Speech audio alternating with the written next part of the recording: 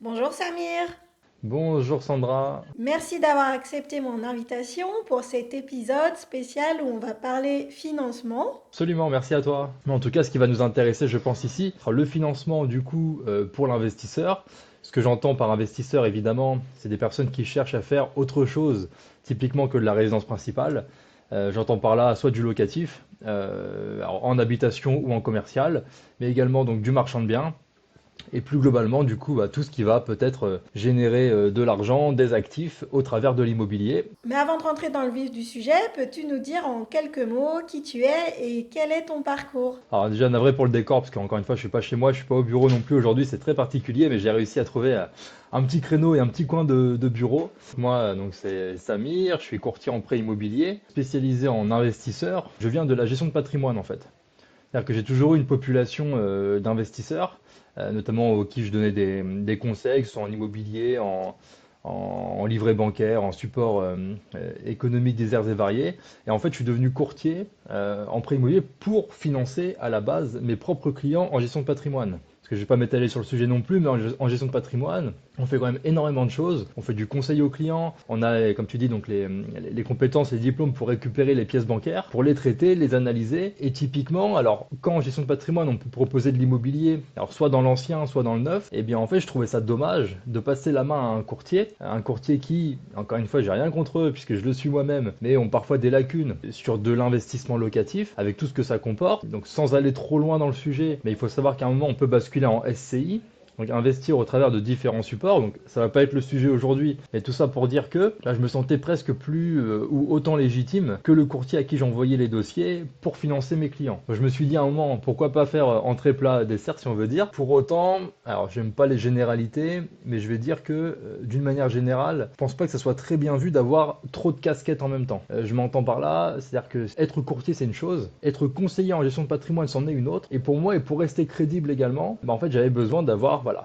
une spécificité qui a été tout naturellement en fait le courtage, parce que bon, pour l'anecdote et juste pour finir là-dessus, moi tous mes anciens collègues en gestion de patrimoine se sont dit quand je suis passé courtier, quitte à faire financer un projet, autant que ce soit toi qui as entre guillemets le discours CGP, donc conseiller en gestion de patrimoine, plutôt qu'un courtier qui potentiellement n'aurait pas ce discours-là ou pourrait faire peur aux clients d'une manière ou d'une autre. Et donc c'est tout naturellement en fait où j'ai eu donc une forte population d'investisseurs en locatif en priorité. Et donc voilà, comme on va l'évoquer ici, je pense, donc soit pour de l'appartement, soit du petit immeuble, mais vraiment des choses à taille humaine qui permettent très simplement, parce qu'en France on a parmi notamment les meilleures conditions bancaires du monde, on pourrait y revenir aussi, quand on a tout sous la main en quelque sorte pour faire nos premières acquisitions. Et donc voilà en tout cas les prémices du courtage pour moi. Alors ma première question c'est à quel moment, quand est-ce qu'on va voir un courtier quand on est rentré dans le processus d'achat pour faire un investissement locatif? Bon, on va partir de l'idéal en quelque sorte. Donc, qu'on passe par un courtier ou pas, la priorité, c'est de connaître sa capacité d'emprunt. Encore une fois, les calculs ne sont pas compliqués, mais encore une fois, il faut avoir l'habitude de les pratiquer. Je vais dire ça pour une raison simple, c'est que moi j'ai côtoyé des différents courtiers notamment, certains qui avaient des années, des dizaines d'années d'expérience en banque. Quand la cible client n'est pas l'investisseur, notamment en locatif, on peut ne pas savoir calculer une capa d'emprunt, qui est quand même immensément simple, puisque pour rappel en France, donc on est soumis au HCSF pour les financements en nom propre, c'est-à-dire qu'on est entre guillemets plafonné à 35% d'endettement maximum. Donc pour reprendre un calcul rapide, pour connaître sa capa d'emprunt, c'est très simple, sur le papier en tout cas, c'est le fait de considérer nos revenus professionnels, les multiplier par 35%, ce qui nous donne une capacité d'emprunt de laquelle on va déduire les charges actuelles qu'on a, les charges récurrentes. Alors évidemment pas le chauffage, l'électricité, on est d'accord, mais les crédits ou les loyers qu'on paye à titre personnel. Donc ça, on vient les déduire de notre capa d'emprunt et on vient y rajouter les futurs loyers qu'on va toucher, parce que nécessairement, et je pense que c'est ce que tu vas faire, tu vas investir dans un bien qui va te rapporter des loyers qu'on va considérer. Typiquement, tu pars sur un bien à 150 000 euros, tu vas récupérer 1 000 euros de loyer, pour prendre des chiffres simples. Donc les loyers, on va les pondérer d'abord à 80%, grosso modo, parce que la banque considérera que pour des raisons de risque, l'investisseur ne touchera que 8 loyers sur 10. Bref, c'est un calcul qu'elle fait de manière tout à fait subjective. Et ensuite, les multiplier également par 35%, parce que les revenus locatifs seront considérés de la même façon que les revenus professionnels, à savoir qu'ils vont rentrer dans notre calcul de CAPA d'emprunt. Une fois qu'on a calculé tout ça et soustrait ce qu'on avait à soustraire, il nous reste notre CAPA d'emprunt et donc on sait ce sur quoi on peut se positionner. Et donc pour te répondre beaucoup plus simplement, priorité avant d'investir, c'est de savoir ce sur quoi on peut se positionner en termes de levier bancaire, typiquement où on a des revenus, etc.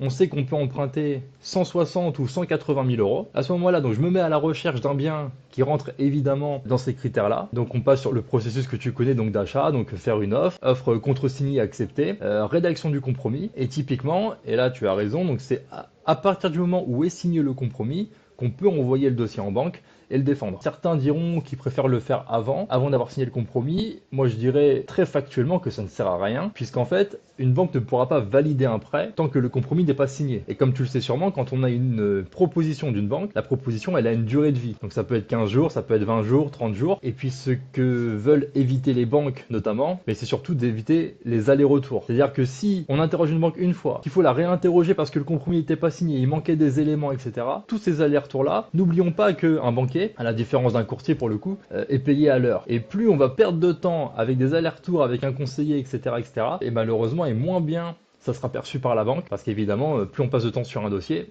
et moins, les conseillers en tout cas sont rentables pour l'établissement. Voilà, pour donner les grandes lignes déjà, avant de te dire s'il est mieux ou pas de passer par un courtier. Et comment on prépare son dossier à présenter à une banque ou à un courtier? Il y a toute une liste de courses, hein, évidemment, de pièces bancaires à présenter. Savent les investisseurs qui ont déjà fait une demande de prêt. Donc les pièces bancaires, c'est classique en quelque sorte, même si faut pas évidemment voir ça comme de l'intrusion, hein. Encore une fois, les conditions bancaires en France sont extraordinaires. Pour autant, on a un processus administratif qui est relativement long. Et donc on a besoin de toutes les pièces classiques, à savoir donc carte d'identité, livret de famille s'il y a des enfants, les avis d'impôt, les relevés de compte, les bulletins de paie, taxes foncières s'il y en a, et en tout cas voilà, toutes les pièces bancaires qu'on peut retrouver très facilement soit sur internet pour les mettre à une disposition. Alors je fais une liste de pièces bancaires, hein, généraliste dont tout le monde peut disposer, pardon. Est-ce qu'il y a un moment plus propice où on peut contacter plutôt le courtier qu'un banquier, comme par exemple quand les taux sont hauts à 4-5% ou alors quand ils sont bas comme on a vu les dernières années? Là où effectivement le courtier a de beaux jours devant lui et là où il est le plus intéressant en termes de coûts purs, c'est quand les taux sont élevés, entre guillemets. Quand je dis élevé, c'est à plus de 3%, on va dire. Pourquoi? Parce que si on a des différences de taux de l'ordre de 0,5 ou 0,8%, évidemment que c'est beaucoup plus important que quand les taux sont à 1%, que là on a de la marge de manœuvre sur peut-être un dixième ou deux dixièmes de taux. Pour autant, et donc là on a connu une période extraordinaire, on va dire, entre 2018, 2019 jusqu'à 2020, 2021, avec des taux à 1%. Moi j'ai un record à 0,75% sur 25 ans. C'est pas pour parler de record, c'est pour dire que, alors que c'est à ce moment-là peut-être qu'on a le moins de marge de manœuvre sur les banques, là où les courtiers ont le plus explosé, parce qu'encore une fois, on fait appel de plus en plus à des courtiers en France. Dans les pays anglo-saxons, ça frôle parfois même les 80-90% de dossiers bancaires qui passent par des courtiers, parce qu'ils ont une vraie culture financière, en quelque sorte. En France, c'était moins, mais ça augmente. Donc ça devait être 50 ou 55% de dossiers, si je dis pas de bêtises, vers 2018-2019. Et c'est en constante augmentation. Là, on doit être à plus de 60% des dossiers qui passent par des courtiers. Donc c'est là où c'est contre-intuitif. Et là, peut-être on va devenir plus spécifique sur l'investisseur. C'est que là, évidemment, où le courtier est le plus intéressant, c'est pas typiquement sur le coût de crédit pur, mais c'est sur tout ce qui va faire que ton investissement il va être rentable. J'aime pas, encore une fois, les généralités, mais les investisseurs aguerris en quelque sorte, ceux qui connaissent leurs vraies priorités, ne vont pas nous parler de taux directement, et c'est parfois la même, et j'aime pas en tout cas juger les investisseurs, mais c'est là où on voit peut-être le niveau d'avancement de l'investisseur, c'est de voir ses problématiques. Et typiquement, si on regarde coût de crédit, c'est peut-être pas la priorité, quand on sait qu'on peut négocier bien d'autres choses sur des prêts immobiliers, donc ça tu dois le savoir et y penser, notamment si tu prépares un dossier, ça va être l'apport. Parce que à l'heure où on se parle, on est le 28 juin, on a eu ce matin un prêt accepté avec 0 € d'apport, à près de 300 000 euros, pour du locatif en SCI. Donc disclaimer, je ne dis absolument pas que c'est une généralité, je dis que c'est possible. À mon sens en tout cas, négocier un dixième de taux ou alors économiser 20 000 euros d'épargne parce qu'on va avoir un prêt à 110%, donc 110% ça veut dire avec 0 € d'apport, pour moi il n'y a pas photo. Donc ça c'est évidemment des choses qui sont prioritaires, qui doivent l'être pour l'investisseur. Et autre chose, parce que quand on parle de rentabilité, on entend tout de suite, et tu dois connaître le terme de différé d'amortissement. Et donc le différé, c'est donc une période de temps pendant laquelle on peut ne rembourser qu'une partie infime du crédit qu'on va avoir. Typiquement, souvent, on rembourse que les intérêts d'emprunt et l'assurance emprunteur, ce qui permet donc de se rembourser une grande partie de l'apport qu'on a pu injecter dans le crédit si on a mis de l'apport, parce que du coup les rentabilités explosent et on peut bénéficier avec certaines banques de 3 voire 4 ans de différé. Parce que moi j'ai plusieurs clients là qui ont eu 4 ans de différé total sur des immeubles. Et là je pense à quelqu'un en particulier, là il va être à 70 € de mensualité pour plus de 2000 € de loyer par mois. Et donc ça pendant 4 ans. Et encore une fois, si on me demande de choisir entre avoir un cash flow positif de 2000 ou 2500 € par mois pendant 4 ans ou aller négocier un dixième ou deux dixièmes de taux en moins, qui va nous faire gagner peut-être 10 € ou 8 € par mois, pour moi le choix est vite fait. Ça ne veut pas dire qu'on ne va pas parler du taux, ça veut dire que, et pour éviter les erreurs d'arriver devant un banquier et de dire qu'on veut tout négocier, bah, je pense que c'est la meilleure façon en tout cas de se prendre des refus, chose qu'on aimerait absolument éviter, et ça tu t'en doutes bien. En parlant d'un financement à 110%, comment on fait pour présenter un dossier qui est finançable à 110%, c'est-à-dire qui a en plus d'inclure le montant du bien immobilier, inclut aussi les frais d'agence et les frais de notaire? Et à quel type de profil les courtiers prêtent-ils? Est-ce que c'est plus en nom propre ou alors à des investisseurs peut-être déjà plus ou moins aguerris qui ont des SCI, des SARL ou des holdings? Alors prioritairement, évidemment que c'est sur du nom propre, et notamment donc, pour les investisseurs qui démarrent en quelque sorte leur carrière dans l'immobilier, il est beaucoup plus facile de négocier du surfinancement, donc de mettre très peu d'apport quand on démarre dans l'immobilier. Donc ça, il faut le savoir. Donc pour cette raison-là, donc elle remonte simplement au fait que qu'on est soumis au HCSF. Donc le HCSF, encore une fois, qui limite l'endettement à 35%. Et donc ces 35%-là, juste pour faire une digression par rapport à ça, c'est en fait un frein dans l'esprit de l'investisseur, parce qu'il se dit que bah, je vais pouvoir faire que peut-être une ou deux acquisitions en nom propre avant de pouvoir passer sur autre chose. Pour autant, c'est en fait comment dire, une facilité extraordinaire pour l'investisseur d'aller chercher un financement. Parce que quand on a une banque de l'autre côté qui réfléchit par le seul prisme en fait du risque, le risque il est ridicule quand on est à 35% d'endettement, il nous reste au moins 65% de nos revenus à côté. Et donc dans l'esprit d'une banque, en fait, le risque il est zéro. Et avant le Covid, là on avait les chiffres, c'était 0,8% des dossiers qui sont en impayés en immobilier. Donc c'est juste ridicule statistiquement pour une banque. Évidemment que c'est un énorme avantage quand on le voit de ce prisme-là pour l'investisseur, de profiter de cette période-là justement pour avoir de bonnes conditions de financement. Pour te répondre sur peut-être les aptitudes à avoir et en tout cas les éléments à regarder pour mettre le moins d'apport possible, donc tu as parlé des frais de notaire, tu as parlé des frais d'agence, il y a aussi les frais de garantie, les frais de dossier qui viennent se rajouter sur tous les dossiers, sur tous les prêts immobiliers. L'un des premiers leviers pour limiter au maximum l'apport, c'est justement de limiter les frais annexes. Donc juste pour préciser, la banque demande de l'apport en priorité en France pour les frais annexes. Et donc les frais annexes, qu'est-ce que c'est? C'est tout ce qui n'est pas ni immobilier ni travaux. Parce que les banques en France vont financer tout l'immobilier, vont financer les travaux sans trop de problèmes. Par contre, tout ce qui va se rajouter à tout ça, donc on rappelle, les frais de notaire, quasiment 8% de l'acquisition, les frais de garantie, les frais de dossier, potentiellement les frais de courtage et les frais d'agence immobilière, qui sont relativement élevés de temps en temps. Tout cela vont être demandés en apport en fait par les banques pour éviter le surfinancement. Parce que ce que veut éviter une banque, c'est en fait de financer plus que la valeur intrinsèque du bien. Typiquement, tu achètes un bien 200 000, tu fais 50 000 de travaux, la banque va se dire que bah, le bien il vaut maintenant 250 000 euros, grosso modo, et tout ce qui va se rajouter va augmenter le risque pour la banque. Si on peut faire porter le maximum de frais annexes par le vendeur, eh ben on le fera. Et donc, qu'est-ce qu'on peut faire porter par le vendeur? En priorité, c'est les frais d'agence immobilière qu'on peut mettre soit la charge acquéreur, soit charge vendeur. Ok, vous avez mon avis sur la question. Certains répondront, et je prends peut-être de l'avance, ils diront que oui, mais si on met les frais d'agence, charge vendeur, bah, ça va augmenter les frais de notaire. Oui, mais vaut mieux peut-être payer 400 euros de plus sur des frais de notaire plutôt que d'avancer 16 000 euros en apport. C'est mon avis, chacun le sien. Et pareil, du coup, pour les frais de notaire, là, c'est peut-être un petit peu plus technique, mais on peut également faire porter les frais de notaire par le vendeur. C'est ce qu'on appelle un acte en main. Donc, l'acquéreur achète acte en main le bien. Pour autant, c'est parfois plus compliqué à faire comprendre à l'agent IMO ou au vendeur. Donc, bon, si on peut le faire, c'est bien. Sinon, bon, on s'y accommode. Alors, quel est l'intérêt d'avoir une structure, par exemple, comme la SCI? Et ce qu'il faut appréhender, donc quand tu parles de SCI, la plupart des investisseurs vont basculer vers un véhicule d'investissement professionnel.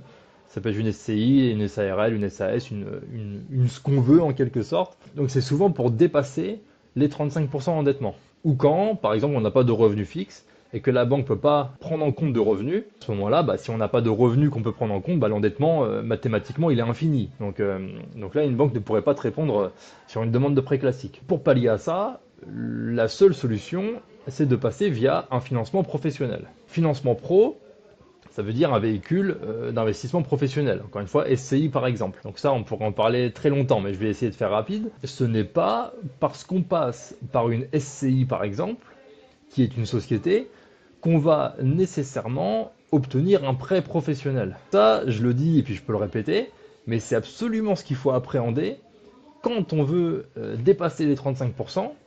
Parce que donc tu es voilà, sur différentes plateformes, tu as parlé de certaines, et on peut entendre des investisseurs qui nous disent bah moi je suis passé en SCI et malgré ça, la banque me demande de respecter les 35% d'endettement, etc. La réponse c'est oui, c'est possible qu'on nous demande de les respecter ou pas. Mais ce n'est pas parce qu'on passe par une SCI, encore une fois, qu'on a forcément du prêt professionnel. Et donc ça, je veux absolument pouvoir en parler, parce que c'est super important, en tout cas si tu souhaites que j'en parle un petit peu plus longuement. On va repartir en fait de ce que fait un conseiller bancaire d'une manière générale. Donc ce qu'il fait en général, c'est du prêt en nom propre, c'est de la résidence principale, éventuellement du petit locatif, comme tu en connais, comme tout le monde peut en connaître, etc. en nom propre. La problématique en fait que rencontrent certains investisseurs quand ils passent en société, c'est qu'en fait ils vont demander du prêt professionnel, mais pour acheter de l'habitation. Et pour rappel, prêt professionnel, ça passe par un conseiller professionnel en banque. Et un conseiller pro en banque, qu'est-ce qu'il fait lui? C'est pas de la résidence principale forcément, ça peut être un financement par exemple de commerce, de fonds de commerce, de murs de commerce pour une exploitation commerciale. Je ne vais pas faire très longtemps là-dessus, mais juste qu'on comprenne ça, c'est que pour une banque, un financement pro, ça sert à financer un commerce, et un financement particulier pour acheter de l'habitation. Et nous, ce qu'on leur demande, c'est tout à fait l'inverse, c'est d'avoir du pro pour acheter de l'habitation, et là, le conseiller, il pète un plomb. C'est pour ça que beaucoup ont cette problématique-là, d'avoir des retours de banque qui nous disent oui, mais non, il faut respecter les 35%, etc. La réponse est oui dans certains cas, et non quand on s'adresse soit aux bonnes banques, soit aux bons conseillers. Mais ça, c'est encore un autre sujet.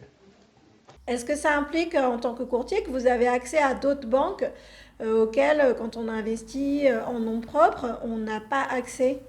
Alors, au-delà de parler de courtier ou pas courtier, c'est encore une fois s'adresser aux bonnes banques. Il y a certains cas dans lesquels, via le courtage, on va avoir de très bonnes conditions. Pour une raison simple, c'est qu'on passe, nous, par des directeurs de groupes d'agences. Donc, encore une fois, les banques, c'est très hiérarchisé. Tu as des conseillers bancaires, tu as des directeurs d'agence. Et au-dessus du directeur d'agence, tu vas avoir des directeurs de groupes d'agences. Donc, on appelle ça parfois des cellules de prescription immobilière. Donc, c'est des conseillers qui ont 20, 30, 40 agences bancaires en gestion. Nous, en tant que courtier, on s'adresse prioritairement à ces personnes-là. Et donc, c'est là où on a le plus de pouvoir de délégation. C'est là où ces personnes-là, quand ils nous disent qu'ils peuvent décoter de 0,8 alors qu'un banquier pourrait le faire que de 0,2, 0,3, on a beaucoup plus de leviers pour avoir de bonnes conditions. Dans certains cas, on peut avoir des conventions bancaires qui soient, et je ne vais pas faire trop long là-dessus pour pas que ça soit trop technique, qui soient un peu trop rigides dans certains cas. Et à ce moment-là, il peut être plus intéressant de s'adresser à une banque en direct. Encore faut-il savoir quelle banque, quel conseiller, quel montage à faire, etc. Mais bon, évidemment, on n'a jamais rien sans rien. Et pour te répondre directement, ça peut être soit des banques de réseau, parce que les banques de réseau travaillent très bien, que ce soit les mutualistes ou les nationales, donc toutes celles qu'on connaît à l'extérieur, Ça peut être des banques d'affaires. CFCAL pour le plus connu, mais il y en a des dizaines d'autres comme ça, TKV ou My Money Bank pour pas les citer. Et ensuite, on a les banques privées qui peuvent être des succursales de banques de réseau, donc Société Générale, LCL, BNP, elles ont toutes leurs cellules de banques privées. Et après les banques privées, bon, on va peut-être pas s'étaler là-dessus aujourd'hui, mais on a en tout cas voilà, toutes ces banques-là qu'on peut utiliser. Et généralement, l'investisseur ouais, se cantonne et se limite beaucoup trop à une, deux, trois banques. Et malheureusement, il y a beaucoup plus de sorties qu'on le pense. Et pour éviter les arnaques, je ne sais pas si ça existe dans le domaine du courtage, est-ce qu'il existe un annuaire, par exemple comme pour les experts comptables, où sont recensés tous les courtiers qui sont certifiés? Ouais, ouais. Alors, je vais pas parler pour moi évidemment, mais d'une manière générale, non. S'il y avait un annuaire de bons courtiers ou de bons agents IMO, je pense qu'on l'aurait tous. Donc, malheureusement, ça marche pas comme ça. Donc, des annuaires, on en connaît plein parce que il suffit de taper un cabinet de courtage pour tomber sur un courtier. Après, évidemment il y a courtier et courtier. Et je le dis alors que j'en recrute des courtiers.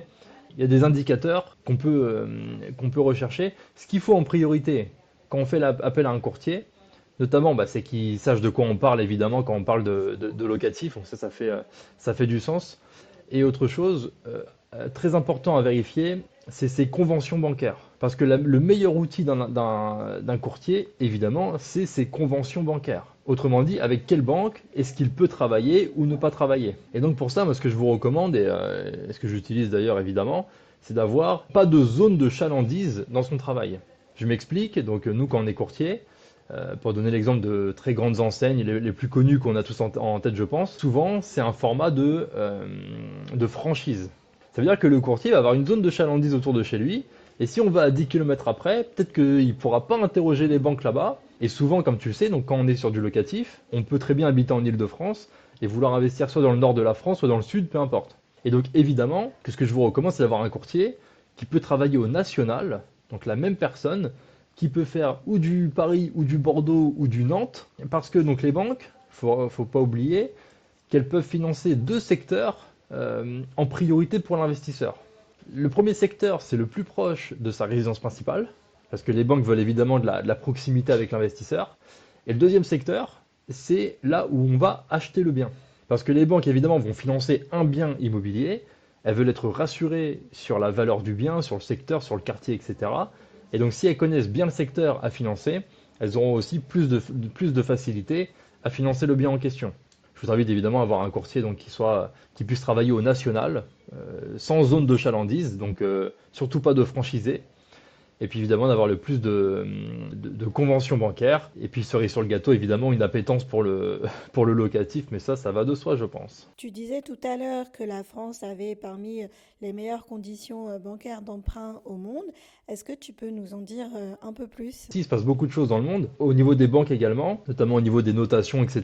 Les gens se posaient beaucoup de questions parce que on passe de triple A à double A. Est-ce que ça va avoir une incidence? Est-ce que mon argent est en sécurité en France? Ce qu'il faut regarder, et puis quand on y pense, c'est très logique. Si un pays ou une banque est sûre ou sécuritaire en France, il s'agit de regarder à quel taux est-ce qu'on achète l'argent. Typiquement, je vais prendre l'exemple des prêts immobiliers et des prêts à la conso. Tu connais les deux.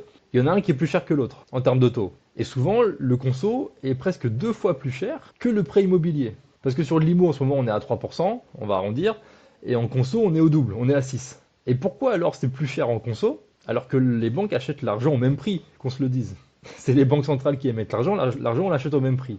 C'est simplement parce que le taux de défaut de remboursement sur les prêts à la conso est plus élevé que sur l'IMO. Et donc les banques répercutent le risque par un prix. Et ben en fait c'est pareil avec les banques. Et aujourd'hui en France, donc vous pouvez faire le tour du monde, hein, moi j'ai été voir un certain nombre de pays. La France est parmi les pays, hein, je pense, podium mondial, des taux les plus bas du monde. Et donc ça, c'est parce que, évidemment, on a le HCSF, c'est parce qu'on a l'administratif français qui est long, qu'on se le dise, mais qui permet un certain nombre de sécurités. Et c'est grâce à ça notamment, donc on a parmi les meilleures conditions de financement du monde, parce on a du 25 ans. Je l'ai dit tout à l'heure, on peut avoir du financement encore sans apport, et on a des taux qui sont extrêmement bas. Et donc, je pense qu'on a tout réuni ici pour avoir de beaux investissements en immobilier derrière. Le réseau est important et capital quand on se lance dans l'investissement Alors quand on débute, comment on fait pour se créer ou pour entrer dans cet écosystème de l'investissement immobilier? Eh bien ça, c'est une très bonne question, parce que pour moi, il y a deux choses en immobilier. Il y a les formations qu'on va faire, et j'invite évidemment, parce que c'est l'un des deux piliers pour moi de l'investissement, c'est un, ses connaissances, deux, c'est son réseau. Donc tu parles du réseau ici, c'est quelque chose qu'on ne peut pas acheter. Alors on peut bien sûr adhérer à des groupes, j'en ai un d'investisseurs entre guillemets professionnels, dans lequel on retrouve voilà, des personnes de qualité, etc. Malheureusement, ça ne suffit pas de payer pour entrer dans un groupe. Donc c'est pour moi quelque chose qui en fait la beauté du réseau, d'une manière générale, que ce soit avec des courtiers, avec des agents IMO, avec des artisans, avec tout ce qu'on veut, c'est que ça passe par de l'humain. Donc soit on arrive à se faire recommander de bouche à oreille, etc. Soit il n'y a pas de solution, il faut se déplacer. Et donc se déplacer, ça veut dire quoi? Ça veut dire soit faire des séminaires, tu parlais de Jérémy, il en organise. Tu parlais de Clubhouse avec Cerclimo, on fait des apéros, comment dire, des afterwork comme on les appelle, etc. Des choses qui sont purement gratuites, si ce n'est 1 heure et demie ou 2 heures de son temps. C'est le fait de se mêler à des humains. Et évidemment, il ne s'agira jamais d'avoir 100, 200, 300 personnes autour de soi, mais des personnes de qualité. Et donc pour ça, encore une fois, pas de secret, c'est se lier, non pas d'amitié, mais en tout cas d'avoir des atomes crochus avec certains qui partagent les mêmes valeurs.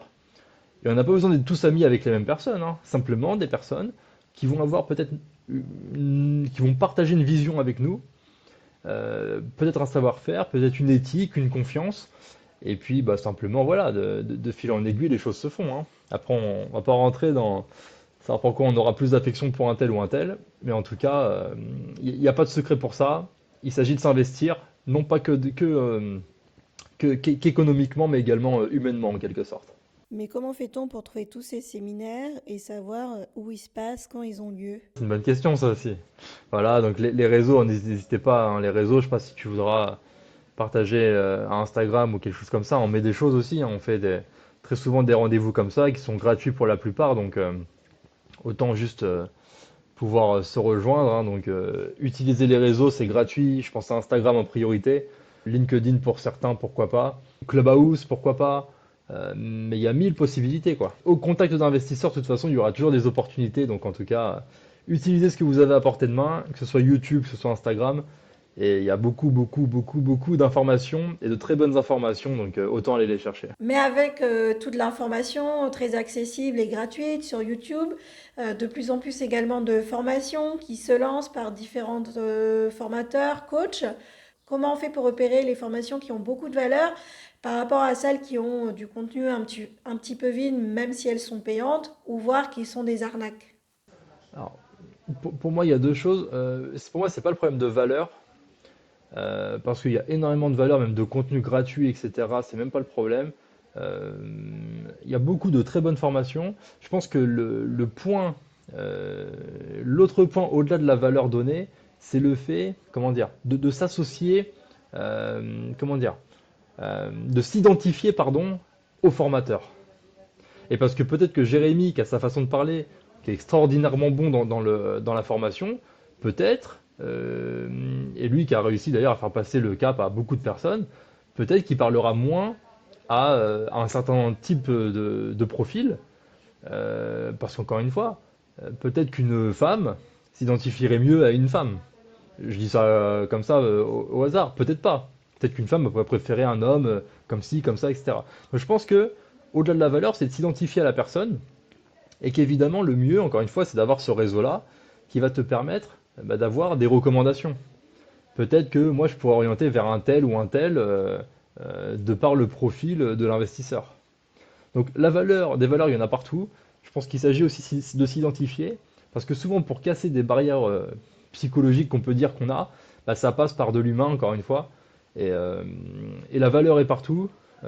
Simplement, voilà, il s'agit peut-être parfois d'être bien recommandé, bien entouré. Mais vous avez encore une fois sur les réseaux moult opportunités de vous identifier à la personne qui vous conviendra. Merci Samir pour tes réponses. Est-ce que j'aurais oublié un point important que tu aimerais relever, qu'on n'aurait pas encore mentionné pour quand il s'agit d'investir dans l'immobilier? Non, non, non, simplement, on pourra bien sûr même refaire une session si tu veux, pour aller un petit peu plus loin, parce que là, on a brassé les très très grandes lignes. On a rappelé encore une fois le processus d'achat, offre, visite ou l'inverse, compromis, et puis passer en banque derrière. Simplement, pour moi, je vois beaucoup de peur, en tout cas pour ceux qui démarrent dans l'investissement immobilier. Pour pallier aux peurs, il n'y a pas 36 possibilités, c'est de se former et de s'entourer. C'est pas plus compliqué que ça, les connaissances et le réseau. Et donc voilà, je pense que déjà faire ces premiers pas-là, c'est des super étapes. Moi, je peux peut-être finir par donner l'exemple de quelqu'un et de beaucoup d'ailleurs, qui sont des investisseurs que certains considèrent comme des gens super avancés parce qu'ils ont 10, 15, 20, 30 appartements alors que eux se considèrent ridicules par rapport à d'autres qui en ont 200, 300 ou 400. Et en fait, c'est des personnes qui ont commencé, pour la plupart, tout seuls. Donc peut-être finir par casser un cliché ou deux en disant que c'est des gens qui viennent de familles, qui ont hérité d'argent, etc. La plupart, je parle voilà, des réseaux sur lesquels on est pour la plupart ici, ont commencé tout seuls. Se sont formés pour la plupart tout seuls, ont commencé à investir tout seuls, et c'est ensuite par la force des choses qu'ils s'associent parce qu'à un moment, bah, on est limité en termes d'épargne. Quand tu investis 2, 3, 4, 5 fois, bah, tu as injecté souvent des dizaines de milliers d'euros d'apport. Tu peux manquer d'argent à un moment, donc c'est là où une association peut être intéressante, etc. Tout ça pour vraiment casser l'image de l'investisseur rentier, comment dire, héritier. C'est pas le cas du tout pour la plupart. Et qu'encore une fois, avec les deux piliers connaissance et réseau, on peut aller très loin. Et en tout cas, s'il y a des questions, il y aura peut-être le Instagram quelque part et ce sera avec grand plaisir en tout cas. Merci Samir, je donnerai toutes les informations en description et avec grand plaisir pour une nouvelle interview où on pourra rentrer un petit peu plus en profondeur dans certains sujets. À disposition, avec grand plaisir Sandra. Et merci à toi pour l'invitation d'ailleurs. À bientôt, bonne soirée, ciao ciao.